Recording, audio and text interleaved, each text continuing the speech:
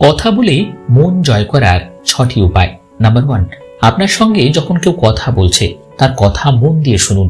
কারো মনে জায়গা পাওয়ার সেরা উপায় হলো ভালো শ্রোতা হওয়া।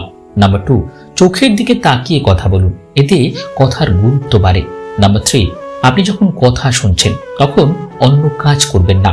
কথা শোনার সময় অন্য কাজ করলে সামনের মানুষটার অবচেতন মনে আপনার সম্পর্কে খারাপ ধারণা তৈরি হয়। নাম্বার 4, ধরুন সামনের মানুষটা আপনাকে যে কথাটা বলল সেটা আপনার জানা কথা, তখন আপনি স্বাভাবিকভাবে বলবেন আমি জানি। কিন্তু আপনি যদি সত্যি তার মনে জায়গা করতে চান তাহলে এই কথাটা না বলে বলুন তুমি একদম ঠিক বলেছ। নাম্বার 5, কাউকে প্রশংসা করার সময় মন থেকেই করুন, কারণ একটু এদিক ওদিক হলেই প্রশংসাটা তোষামোদ হয়ে যায়।